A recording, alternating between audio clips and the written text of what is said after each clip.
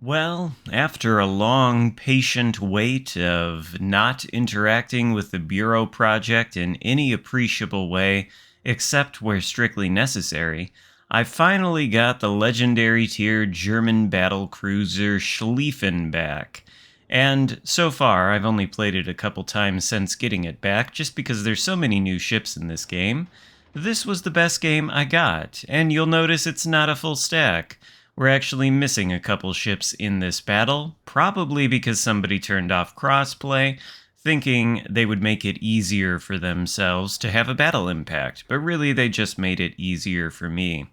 We found ourselves spawned on Haven in Capture the Base mode, everybody's favorite game type compared to Domination, I'm sure. And the spawns on Haven have been screwed up for a while. You can see that most of our team actually spawns to the left-hand side or western side of the map, and myself and this Pommern sort of spawned over here to the east, and we're going to go up this flank.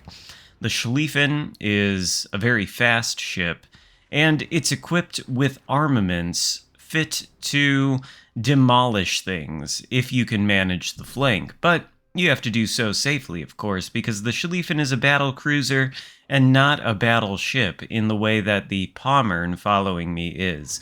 It simply doesn't have enough armor to sustain itself, and you get a sort of preview of that by the fact we hit that Schlieffen out there for like 11k with just the rear two turrets. We shoot at him again, of course, and then we get cursed by German dispersion and do no damage, but doesn't matter. The rest of our team is deploying out to the west, along with the majority of the enemy team.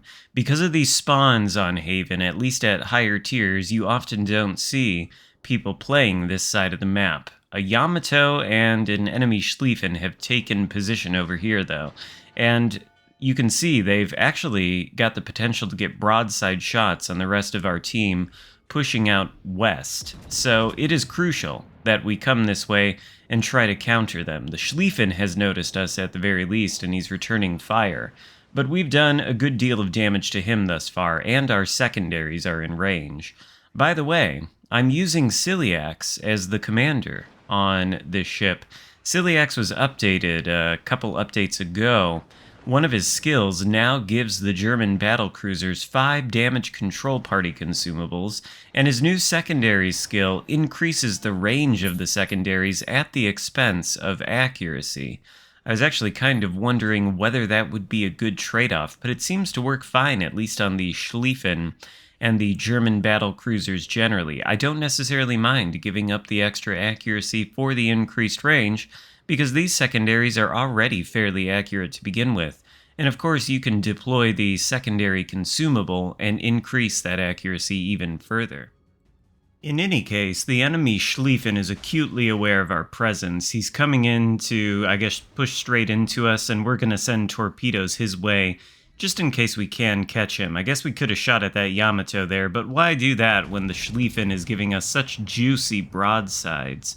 And this time, our accuracy is decent enough to put 14,000 damage into it. His secondaries return fire at us, but he takes another gigantic hit, and it doesn't take too terribly long for him to go down.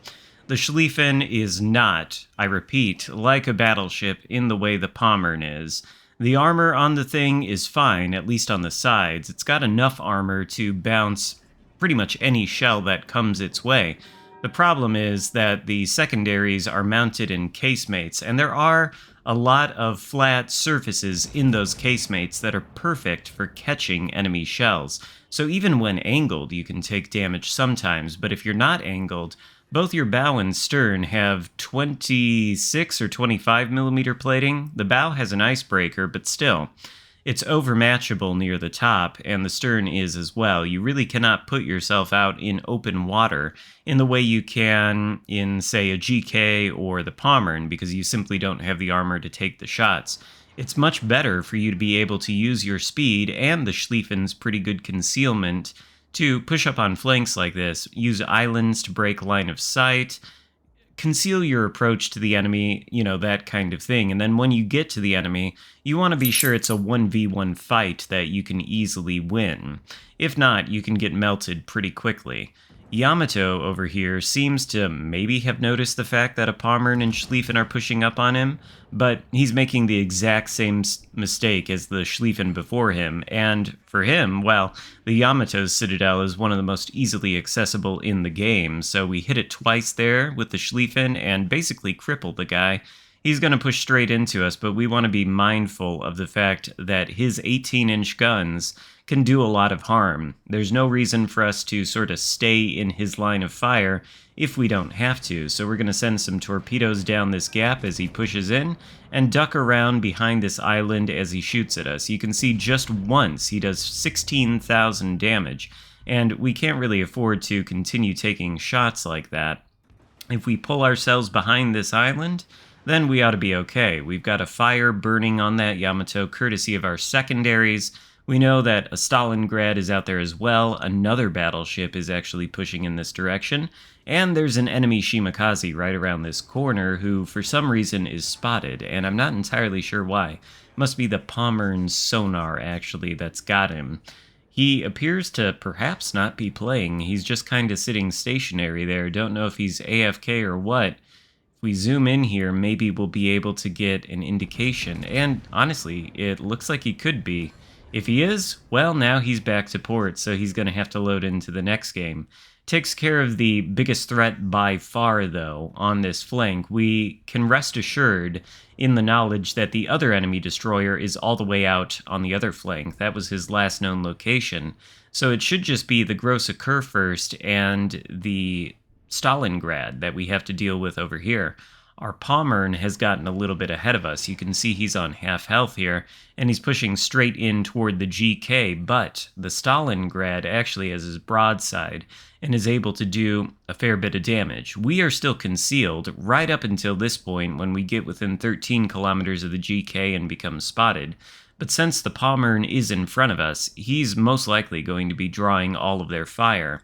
And really what worries me here is the Stalingrad with his current position, because he does have an angle where he can potentially get not only the broadside of the Pommern, but my broadside as well. The only thing that's good in this scenario is the Pommern is more tanky than I am. He's in front of me, and he's going to be able to absorb the damage that I would otherwise take. Meanwhile, we've got the secondaries blazing in the direction of the GK, but we don't really want to worry about him at the moment. The Stalingrad is by far the bigger threat, perhaps something that the Pommern should take into account, considering he is about to die.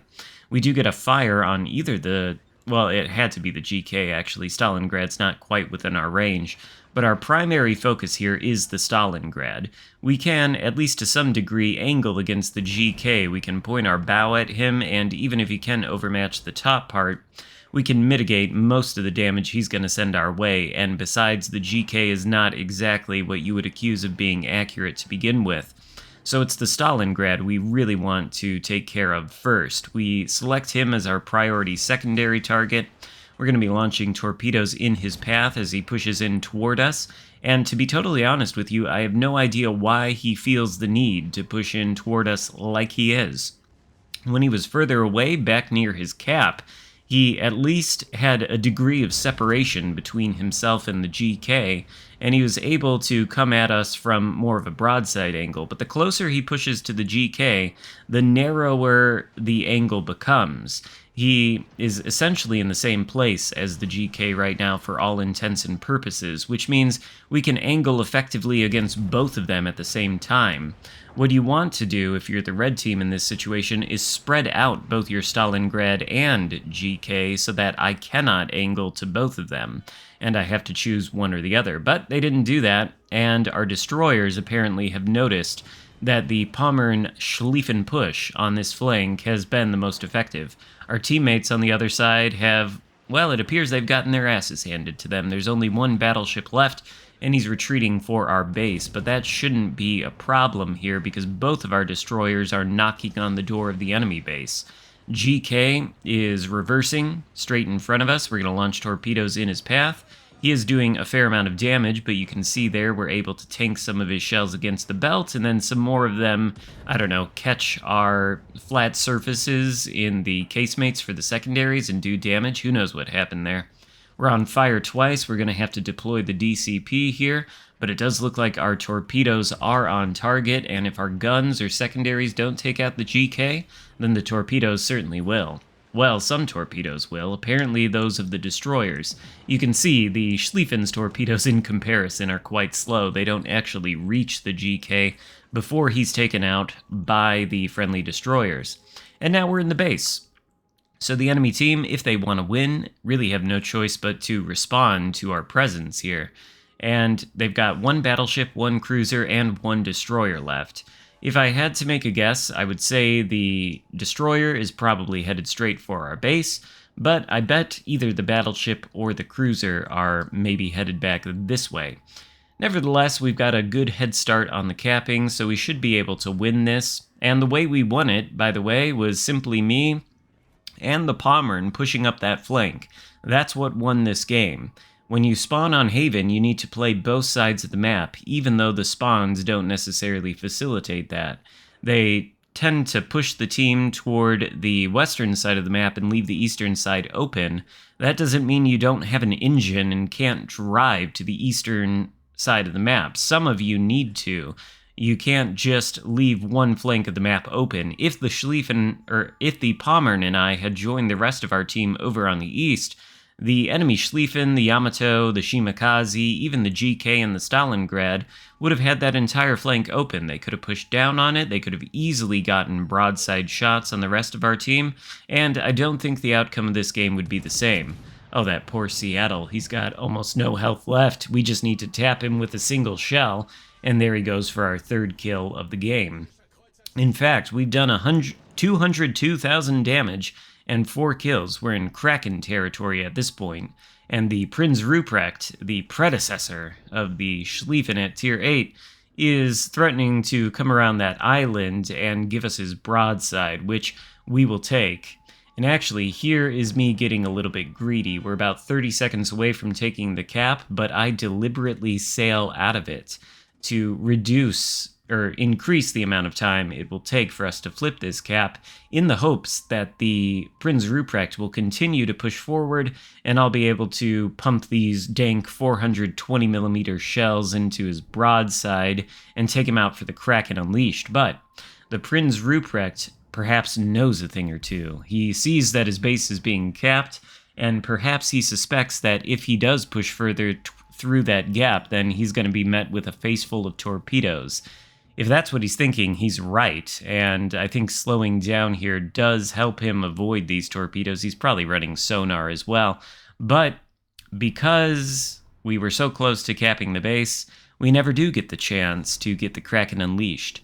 Nevertheless, pretty good game on the part of the Schlieffen, and a demonstration that really all you have to do is drive these things straight into the enemy's face, and the secondaries will sort of take care of the rest. Very enjoyable ship. Hope you enjoyed the video. If so, give it a thumbs up, consider subscribing if you haven't already, and I'll see you next time. Goodbye.